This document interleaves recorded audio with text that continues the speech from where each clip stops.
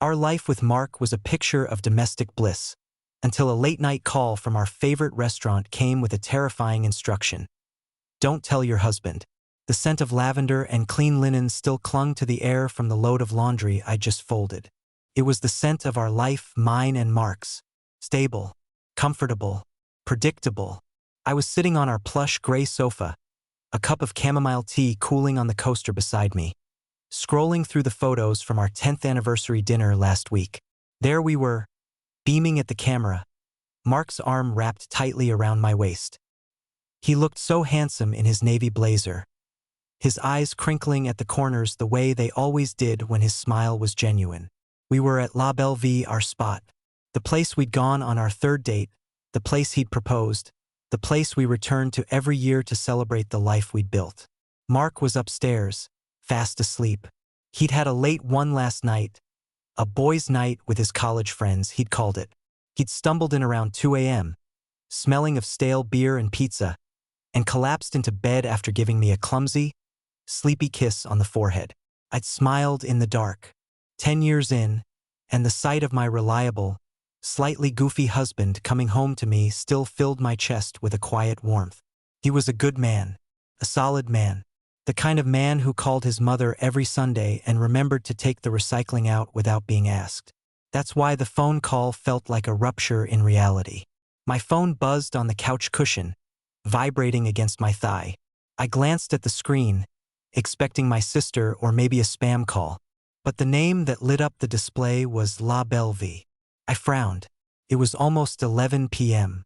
They'd been closed for an hour. Maybe I'd left my credit card there last week? Hello, I answered, my voice casual. Is this Clara Bishop? The voice on the other end was male, low and serious. I recognized it instantly. Julian, the manager. He'd been there for years and always made a point of stopping by our table to say hello. Julian? Yes, it's me. Is everything okay? There was a pause, a heavy silence filled with the faint clatter of what sounded like kitchen cleanup in the background. Clara, I'm sorry to call you so late. I wouldn't be doing this if it wasn't important. The word important hung in the air, sharp and unsettling. My heart gave a little thump. Okay. What's this about? Did I leave something there? No. Not exactly. He took a deep breath, and I could almost picture him, a tall, serious man with a perpetually worried expression, pinching the bridge of his nose.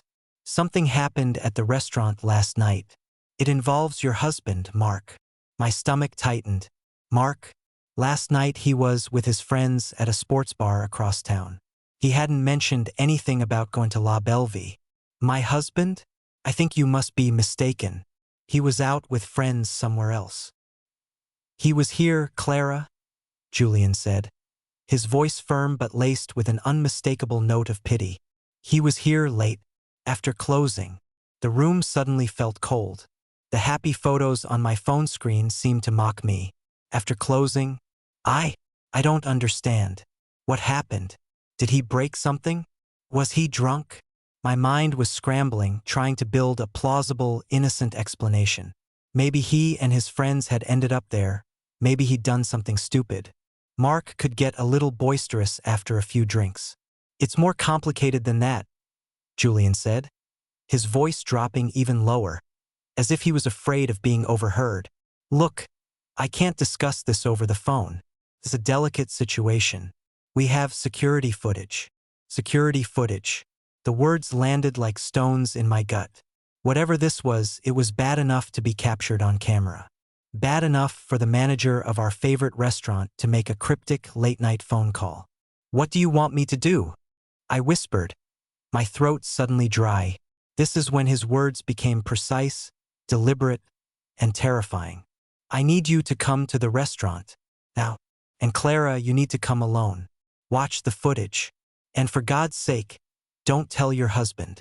Every nerve ending in my body went on high alert. Don't tell your husband. The instruction was a flashing red warning light, a siren screaming in the placid silence of my home. Why? Why would I need to keep this from Mark? If he'd just been drunk and stupid, wouldn't it be a matter for us to sort out together? A funny story for later, perhaps? This was not that. This was something else entirely. Julian, you're scaring me. You have to tell me what this is about. I pleaded, my voice trembling. I can't. I gave my word, he said, and he sounded genuinely regretful. Just trust me on this. Get here as soon as you can. I'll be waiting by the front door. He hung up before I could argue further. I was left holding a dead phone, the silence of the house pressing in on me. I looked up the stairs, towards the bedroom where my husband of 10 years was sleeping, the man I thought I knew better than I knew myself. Who was he, really? And what had he done in the dead of night at our restaurant? My mind was a tilt-a-whirl of horrifying possibilities. A fight? A theft? An affair? My brain snagged on the last one, rejecting it almost immediately. No, not Mark. Not my Mark. He wouldn't. He couldn't. Our life was perfect. But the instruction echoed in my head, a poisonous whisper. Come alone. Don't tell your husband. I stood up on shaky legs, my tea forgotten. I slipped on my shoes, grabbed my keys, and wrote a quick, vague note on the kitchen counter. Went for a drive. Back soon. A flimsy lie to cover a mission I didn't understand. Every instinct told me this was a terrible idea, that I was walking into something that would change everything. But the not knowing was worse. It was a cancer, already starting to eat away at the foundation of my perfect life. The 15-minute drive to La Bellevue felt like an eternity. The familiar streets of our quiet suburb looked alien and menacing in the dark. When I pulled up to the restaurant, it was just as Julian had said. The building was dark, except for a single, dim light glowing from within. And there he was, a tall silhouette waiting by the glass doors. He saw my headlights and immediately unlocked the door, stepping aside to let me in. The air inside was thick with the ghost smell of garlic, wine, and cleaning solution. It was eerie seeing the romantic dining room so empty and stark, the chairs all stacked on the tables. Felt less like a restaurant and more like a crime scene. Thank you for coming, Julian said, his face etched with worry in the dim light. He didn't waste any time with small talk. He simply gestured for me to follow him. He led me past the empty host stand, through the silent dining room, and into the cramped, windowless manager's office in the back. A single computer monitor was glowing on the desk. My heart was hammering against my ribs so hard I thought it might break free. This was it, the moment of truth. Julian pulled up a chair for me and stood behind it, his hands on its back. I have the footage queued up from last night. It's not easy to watch, Clara. I swallowed hard, my eyes glued to the screen, which showed a time-stamped, black and white image of the restaurant's main entrance after hours. Just play it, Julian. He looked at me, his expression full of a sorrow that terrified me more than anything else had that night. I'm truly sorry, Clara, he said, his voice barely a whisper. Before I press play, I just need you to know. We already called the police. The words hit me like a physical blow. We already called the police. My blood ran cold, a freezing tide that started in my feet and washed all the way up to my scalp. The police. Not for a drunken mishap. Not for a broken window. You call the police for crimes. Real crimes. All the flimsy, innocent explanations I'd been clinging to dissolved into nothing, leaving me with a stark and terrifying emptiness. My husband, my gentle, predictable Mark, was involved in something that required the police. Play it. I breathed, the words barely audible. I gripped the arms of the chair, my knuckles turning white. I needed to see. I didn't want to, but I had to. The not knowing was a black hole, and I had to throw myself into it to find the bottom. Julian's hand hesitated over the mouse, his gaze filled with a deep, mournful pity. Then he clicked. The black and white scene on the monitor flickered to life. The timestamp in the corner read 1:47 a.m., exactly the time Mark had claimed to be grabbing a final beer with his friends across town. The lie was so casual, so seamless. My stomach churned. The footage showed the back alley entrance to the restaurant.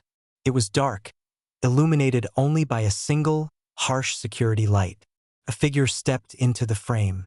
Even in the grainy resolution, I knew him instantly. The way he moved, his broad shoulders, the familiar set of his head. It was Mark.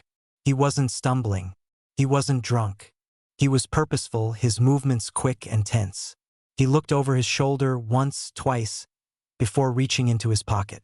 He pulled out not a rock to break a window, but a key. He slid it into the lock of the service door and opened it as if he owned the place. A cold knot of confusion tightened in my chest. A key? Why in God's name did Mark have a key to our favorite restaurant? He didn't enter alone. He held the door open, and a second man slipped inside behind him. This man was a stranger, taller than Mark, leaner, dressed in dark clothing with a baseball cap pulled low over his face. The two of them exchanged no words, just a clipped nod, before disappearing inside. Julian fast-forwarded the footage. The view switched to a camera inside the main dining room. The empty tables stood like tombstones in the dark. Mark and the stranger walked directly to one table in the far corner. My breath caught in my throat. It was our booth, the one we always requested, tucked away and intimate, the place he proposed. They weren't there to reminisce. The stranger immediately knelt down, producing a small crowbar from his jacket. Mark stood over him, acting as a lookout, his body rigid with tension. He was scanning the empty room, his face a mask of concentration I had never seen before. This was not my husband. This was a different man wearing his skin. The stranger worked at the base of the upholstered booth seat for a moment before prying a small section of the wooden frame away. He reached into the dark cavity beneath and pulled out a small metal lockbox, about the size of a shoebox. He stood up, holding the box, and turned to Mark. The audio was off, but their body language screamed conflict. The stranger gestured emphatically with the box. Mark shook his head, holding up his hands in a placating gesture. The stranger grew more agitated. He took a step towards Mark, his posture aggressive. Mark didn't back down. He stood his ground, his face hardening. And then it happened. It was so fast, so brutally efficient. It stole the air from my lungs. The stranger shoved Mark in the chest. In response, Mark didn't throw a clumsy, drunken punch. He moved with a chilling precision. He sidestepped the shove, grabbed the man's arm, twisted it, and used the man's own momentum to slam him face-first into the edge of the table. The stranger crumpled to the floor, motionless. It wasn't a fight. It was a disposal. Mark stood over him for a second, breathing heavily. He looked down at the unconscious man without a flicker of remorse or panic. He simply bent down, picked up the lockbox, tucked it under his arm, and walked out of the frame without a backward glance. The footage continued to run, showing the still, silent dining room and the unmoving shape on the floor. I stared at the screen, my mind refusing to process what my eyes had just seen. The violence, the efficiency, the coldness. The man I married once cried watching a movie about a dog. He got queasy at the sight of a paper cut. The man on that screen was a stranger, a dangerous one. Julian finally stopped the video. The screen went black, but the image was seared onto the back of my eyelids. The silence in the small office was deafening. He left him there? I whispered, my voice a raw, broken thing. For about an hour, Julian said quietly. The man eventually came to. He was dazed. He stumbled out the back and drove off. I found the damaged booth this morning when I came in to open up. That's when I checked the tapes. So the police, they're looking for Mark? My world was tilting on its axis. They're looking for both of them, Julian corrected. We gave them the footage. But Clara, the man Mark attacked, he left in a hurry. He abandoned his car in the parking lot. A beat-up old sedan. The police ran the license plate. He paused, and his eyes met mine. The pity was gone, replaced by something that looked like fear, as if he was about to hand me a live grenade. Why are you telling me this, Julian? Why call me before they find him? I asked, desperation creeping into my voice. Because of who the car is registered to, he said, his voice dropping to a near whisper. He took a deep breath before delivering the final, devastating blow. Clara, the car belongs to your father. The name hit me with the force of a physical impact, winding me, leaving me gasping for air in the stuffy little office. My father!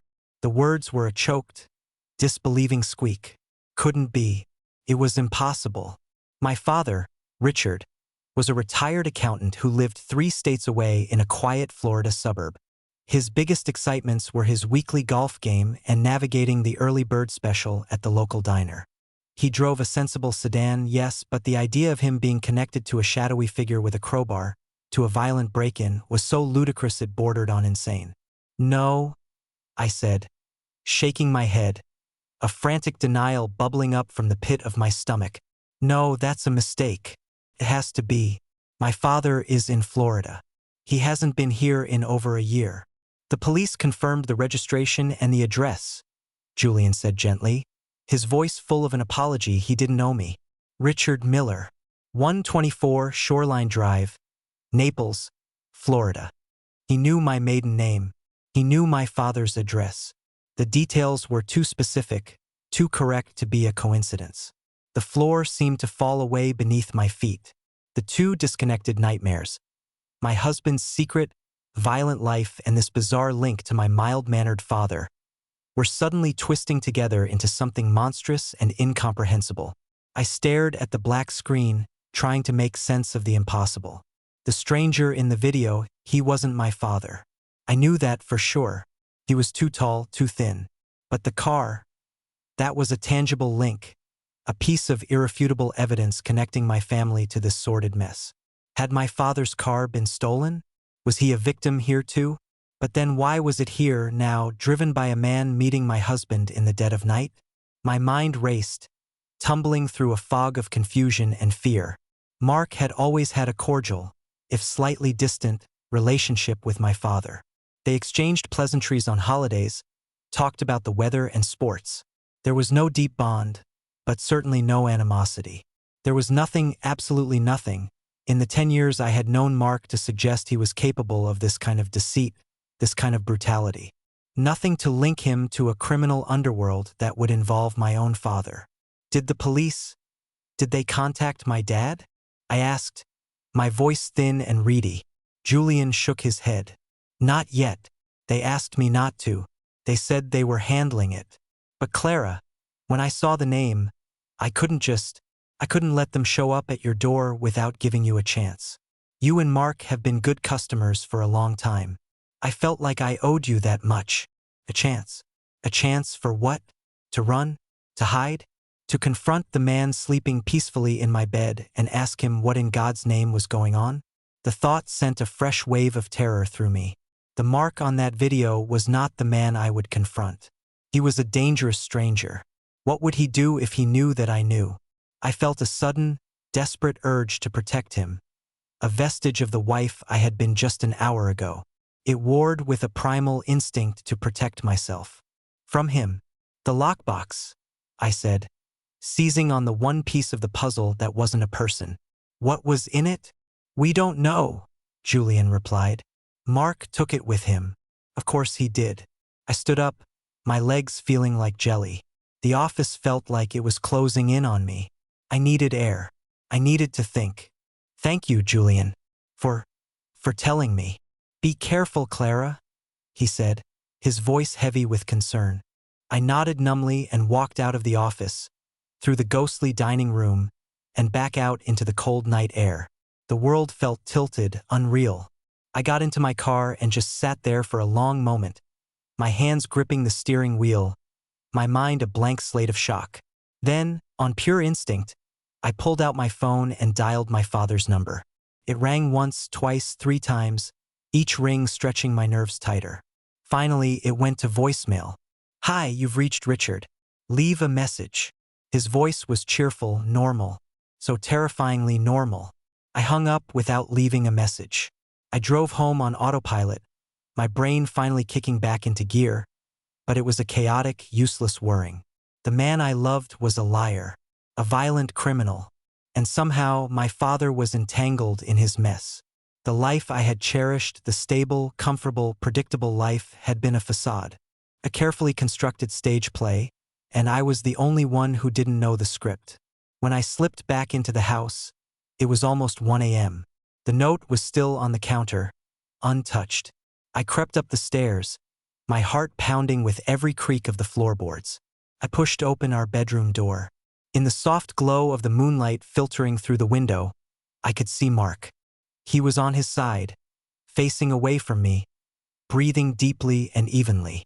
He looked so ordinary, so harmless. My husband. A part of me wanted to scream, to shake him awake and demand answers. But the image of him slamming that man's head into the table flashed in my mind, cold and sharp. Fear paralyzed me. I was sharing a bed with a stranger. I undressed in the dark, my movements stiff and silent. I slipped into my side of the bed, keeping as much distance as I could. I lay there, rigid, staring at the ceiling, my mind a maelstrom. Where was the lockbox? What was so important that he would risk everything for it? And the key? How did he get a key to the restaurant? My eyes darted around the dark room, searching for anything out of place. His wallet and keys were on the dresser, as always. His work bag was on the chair in the corner. Nothing seemed amiss. He had hidden his secrets well. For how long? Our whole marriage? Sleep was an impossibility. I lay there for what felt like hours, listening to the steady rhythm of his breathing, a sound that had once been a comfort and was now a source of chilling dread. Sometime around 3 a.m., his phone, which was on his bedside table, lit up. It was on silent, but the sudden flare of light in the darkness made me jump. I held my breath. A text message notification had appeared on the lock screen. I couldn't see who it was from, but I could read the first few words of the preview, and they made my blood freeze all over again. The message read, "He knows. Dad's car was a mistake. We need to move up the timeline. He knows. Dad's car was a mistake. We need to move up the timeline." The words glowed in the darkness, a cryptic and terrifying message from an unknown sender. But one word screamed out at me, confirming the impossible truth I'd been trying to deny. Dad. Not your dad. Just Dad. The casual intimacy of the word implied a shared connection, a family tie. Whoever sent that message knew my father, and Mark knew him too.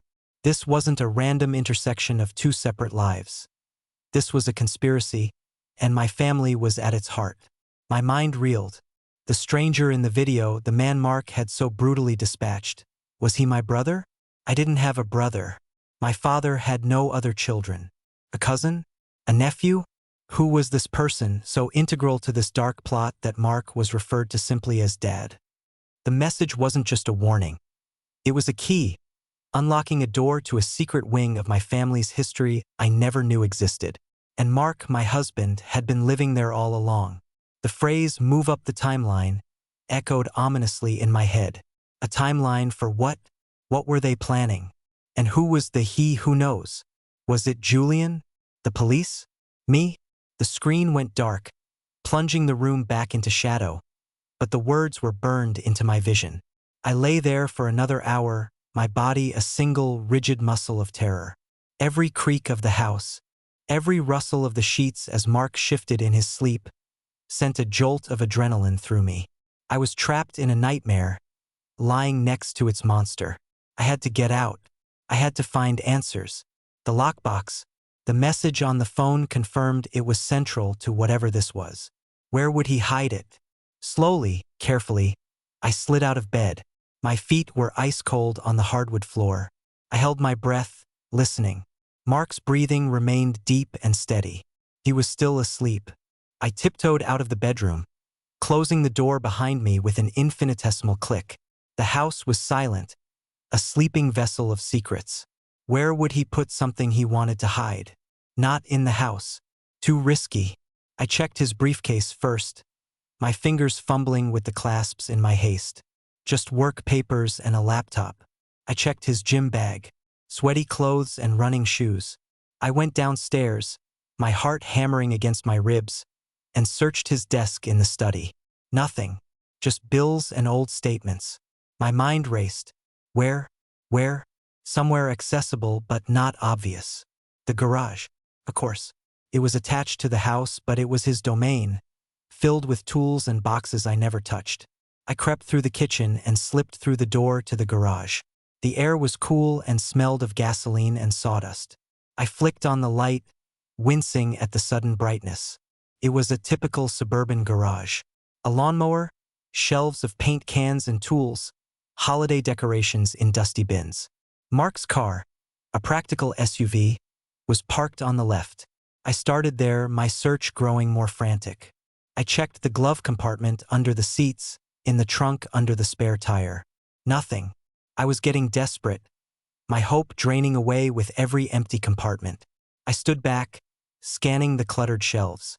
My eyes landed on a large, green military-style footlocker tucked away under his workbench, a place I hadn't looked. It was old, something he'd had since before I knew him. He'd always told me it was just full of old college textbooks and memorabilia. It had a heavy-duty padlock on it. My heart gave a leap. This was it. It had to be. But how to get it open? My gaze fell on the workbench. It was covered with tools, hammers, saws, and a large pair of bolt cutters. My hands were shaking so badly I could barely lift them. The sound of the metal snapping would be deafeningly loud. Could I risk it? The image of the text message flashed in my mind. We need to move up the timeline. I didn't have time to be timid. I had to know what I was up against. I grabbed the bolt cutters. They felt heavy and alien in my hands. Positioning them around the thick metal of the padlock, I took a deep, shuddering breath and squeezed the handles together with all my might. The metal groaned in protest. Then, with a sickening crack, the lock sprang open. The sound was like a gunshot in the silent garage. I froze, every muscle tensed, listening for any sound from the house. Silence. I waited a full minute, my ears straining, before I dared to move again. With trembling fingers, I lifted the heavy lid of the footlocker. The first thing I saw was a thick layer of dusty, musty-smelling sweatshirts. My heart sank. Was it really just old college stuff? I plunged my hands in, pushing the clothes aside, and my fingers hit something hard and metallic. I pulled it out. It was the lockbox from the restaurant. It was heavier than I expected, cold and impersonal. It wasn't locked. I held my breath and unlatched the lid. My stomach dropped. It was filled with passports. Not 2 or 3, at least a dozen of them. Different names, different countries. But they all had one thing in common. They all had Mark's picture. Mark with blonde hair. Mark with a beard. Mark with glasses. Mark looking younger, older, but always undeniably him. Beneath the passports were thick wads of cash in different currencies. Euros, pounds, yen, bound with rubber bands. And under the cash there was a single manila folder. My hand shook as I opened it. The first document was a birth certificate. The name at the top was not Mark Bishop. It was a name I had never seen before, Daniel Miller. And the parents listed were Richard and Eleanor Miller. My parents. I felt a wave of dizziness so intense I had to grab the workbench to steady myself. Daniel Miller. My brother. The brother I never had. The brother my parents had never once mentioned in my entire life. My world wasn't just tilting anymore. It had shattered into a million unrecognizable pieces. Everything was a lie. My husband wasn't my husband. He was my brother. My long-lost, secret brother. The shock was a physical force, pressing the air from my lungs. I sank to the garage floor, the cold concrete seeping into my bones. The contents of the box spread around me like the wreckage of a life I no longer understood. Who was the man in the video? Who sent the text? Why had my parents lied to me? Why had Mark, or Daniel, married me? The questions were a swarm of angry hornets in my head, each one more painful than the last. I don't know how long I sat there, paralyzed by the enormity of it. But eventually, a new feeling began to cut through the shock. A cold, hard spike of rage. I had been deceived. My entire life, my marriage, my very identity was built on a foundation of lies. I needed answers, and there was only one person who could give them to me. I gathered the passports and the birth certificate, leaving the cash. I stood up, my legs steady now, my shock replaced by a terrifying clarity. I walked back into the house, up the stairs, and into our bedroom. I didn't tiptoe this time. I walked to his side of the bed and switched on the lamp. Mark's eyes fluttered open, blinking against the sudden light. He looked at me, his expression groggy and confused. Clara? What's wrong? Is it morning already? I didn't answer. I just stood there at the foot of the bed, my shadow falling over him. I held up the birth certificate in one hand and a passport with his face and a stranger's name in the other. His eyes focused on them, and in an instant, the sleepy confusion vanished. It was replaced by the same cold, sharp alertness I had seen on the security footage. The mask was off. The stranger was awake. His eyes flickered from the papers in my hand to my face, his jaw tight. He slowly pushed himself up to a sitting position, the sheets pooling around his waist. The silence in the room was thick with unspoken threats. So, he said, his voice a low, chilling rasp I had never heard before. It was devoid of all the warmth and affection I had known for a decade. I guess we need to talk. Just as he finished the sentence, my phone, which I'd left on my nightstand, began to ring. The shrill sound cut through the tension like a blade. I glanced at the screen. The caller ID was a blocked number, but that's not what made my blood run cold. It was the time. It was 3:47 a.m., exactly 2 hours after the warning text had appeared on Mark's phone. Felt like a countdown had just ended. Mark's eyes shot to the phone, and a flicker of something I couldn't decipher. Fear? Panic? Crossed his face. Don't answer that, he said, his voice sharp and commanding. It wasn't a request. It was an order. His command hung in the air, a steel barrier between us. Don't answer that. For 10 years, his voice had been my comfort, my safe harbor. Now it was the voice of a jailer. The ringing of the phone was an insistent, screaming alarm, a siren call from the wreckage of my old life. I looked from the phone back to the man in my bed, the man who was my husband and my brother, the man named Daniel. In that moment, all the fear and confusion that had been churning inside me coalesced into a single, diamond-hard point of defiance. He had taken my life and twisted it into a lie. He didn't get to give me orders anymore. I walked to my nightstand, picked up the phone, and swiped to answer, my eyes never leaving his. He tensed, ready to spring from the bed, but I held up a hand, a silent command of my own. I put the phone on speaker. Hello, I said, my voice surprisingly steady. Is this Clara? The voice on the other end was old, ragged, and terrifyingly familiar. It was my father, but it wasn't his cheerful, golfing enthusiast voice. It was strained, breathless, laced with a panic that made the hairs on my arms stand up. Dad? What's going on? Where are you? No time for that. Honey, he rasped. Listen to me. You're in danger. Daniel is not who you think he is. None of us are. Daniel's face was a mask of cold fury.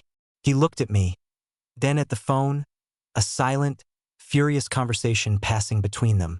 Tell me what's happening, Dad, I demanded, my voice rising. 30 years ago, my father's voice crackled. Your mother and I, we weren't accountants. We worked for an organization, a very private one. We were witnesses. We saw something we shouldn't have, something involving a man named Petrov. We were given new identities, a new life, and told to disappear. They gave us you, Clara, a baby girl, to make our new family look real. But we had a son, Daniel. He was 5. To protect him, to keep Petrov from finding us through him, the organization took him.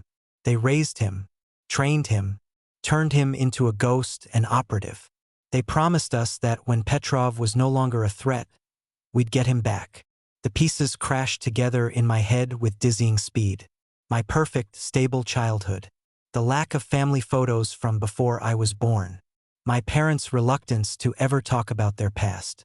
It wasn't just privacy. It was a cover story. Daniel Mark hadn't married me by accident. It was a mission. He found us, Daniel said, his voice a low growl, directed at the phone. Petrov found you. He did. My father confirmed, his voice breaking. He's been hunting us for years. The man you fought at the restaurant, Daniel, that was one of Petrov's men. He was there to get the lockbox. contains everything. The original files are old identities, leverage, proof of what Petrov did. We stashed it there years ago, in our special place, thinking it was safe. So you sent Daniel? I whispered, looking at him. You sent my brother to marry me? To live with me for 10 years as a lie just to be a bodyguard? A guardian for a lockbox? It was the only way, my father cried. The organization assigned him to us. To watch over the package and to watch over you. It was his mission. Marrying you was his idea. A way to get close, to be a protector without raising suspicion. The perfect cover. We never thought Petrov would find us. But he's here, Clara. He's in town. The man from the video, the one driving my father's car. He wasn't a relative. He was a threat. My father hadn't lent him the car. He'd probably been forced to give it to him. My dad wasn't a part of this. He was a hostage. Where is he, Dad? Where are you? He knows about the timeline, my father said, his voice dropping to a desperate whisper. The text message, it wasn't from an ally. It was from Petrov. He got a hold of my other son's phone. The operative working with Daniel. He's taunting us. He knows everything. He's coming for you now, Clara. He thinks you have the box. You have to get out of there. Daniel, get her out of there. As if summoned by his words, we heard a sound from downstairs. The distinct, splintering crack of the front door being forced open. My blood turned to ice. Daniel was off the bed in a flash. The transformation was absolute. The suburban husband was gone, replaced entirely by the cold, efficient man from the security video. Stay in this room and lock the door, he commanded, already moving towards the hallway. He pulled open a drawer in our dresser and removed a sleek, black handgun I never knew existed. Don't come out, no matter what you hear. He looked at me for one last second. His eyes, for the first time that night, were not those of a stranger. In them, I saw a flicker of the man I had loved for a decade, mixed with the fierce, protective glare of a brother. I'm sorry, Claire. For all of it, he said, his voice rough with an emotion he'd kept buried for years. Then he was gone, pulling the bedroom door shut behind him. I did as he said, fumbling with the lock. My hands were shaking, but my mind was clear. I heard heavy footsteps downstairs. A man's voice, with a thick Eastern European accent, shouted, Daniel, I know you're here. The game is over. Give me the box, and I'll let your father and your sister live. A crash echoed from below, followed by a series of grunts and thuds. A gunshot exploded, deafeningly loud in the confines of our home. I screamed, pressing my hands over my mouth. Another shot, then silence. A profound, terrifying silence that stretched for an eternity. I stood frozen behind the locked door, my heart pounding a frantic rhythm against my ribs. Who was dead? Who was alive? The silence was worse than the noise. Couldn't just wait. I grabbed the heaviest thing I could find, the base of my bedside lamp, and crept towards the door. Slowly, I unlocked it and pulled it open a crack. The hallway was empty. I could smell the sharp, acrid scent of gunpowder. I crept to the top of the stairs and peered down. The scene below was one of utter devastation. Our entry table was overturned, the lamp shattered, and lying on the floor were two figures. One was a large man I didn't recognize, Petrov. He was motionless, a dark stain spreading across his chest. The other was Daniel. He was propped against the wall, his hand pressed to his side, his face pale and beaded with sweat. His gun was on the floor, just out of reach. He saw me and his eyes widened. Clara, get back. But it was too late. A third man emerged from the kitchen, the stranger from the restaurant footage. The man who had been driving my father's car. He was holding my dad in a brutal headlock, a pistol pressed to his temple. My father's face was bruised and bleeding. Drop it, boy, the man snarled at Daniel. Or the old man gets it. Daniel's head slumped against the wall. He was losing too much blood. The box, the man said, his eyes finding me at the top of the stairs. Give me the box, or they both die. For a second, I was paralyzed. But then, rage and a strange, cold calm took over. This man, Petrov's flunky, had helped turn my life into a lie. He had threatened my father and shot my brother, my family. I looked at Daniel bleeding on the floor, at my father terrified but alive. And I knew I wasn't just a witness anymore. "It's upstairs," I said, my voice clear and loud. "In the garage. I'll go get it." The man hesitated, his eyes darting between me and Daniel. No tricks. No tricks, I promisa. I turned and walked, not ran, back toward the bedroom, my mind working faster than it ever had. I didn't go to the garage. I went to our closet. In the back, on the top shelf, was Mark's, Daniel's, old hunting rifle, the one he supposedly used for a yearly trip with his college friends. Another lie, another piece of his cover. I pulled it down, my hands surprisingly steady. I checked the chamber. Loaded. I walked back to the top of the stairs. The man was distracted, his attention on Daniel, who was trying to inch his way toward his own gun. "Hey!" I called out. He looked up, his eyes widening in surprise as he saw the rifle. In that split second of hesitation, I leveled the gun, aimed for center mass, and pulled the trigger. The recoil slammed into my shoulder, but my shot was true. The man crumpled to the floor, releasing my father, who stumbled away, gasping. Silence once more. I lowered the rifle, my body trembling with the aftershock. I ran down the stairs, past the bodies, to Daniel's side. I ripped a piece of my shirt and pressed it against his wound. "Stay with me," I begged. "Stay with me, Daniel." His eyes fluttered open. He looked at me, a faint, pained smile touching his lips. "Good shot, Clara," he whispered. Sirens wailed in the distance, growing closer. My father knelt beside us, his hand on my shoulder. The nightmare was over. The lies were exposed. Our house was a crime scene, and the life I knew was gone forever. But as I looked at the man bleeding in my arms, my husband, my brother, my protector, and my father, safe and alive beside me, I realized something profound. My old life may have been a lie, but for the first time, in the midst of all this chaos and violence, I finally had a real family.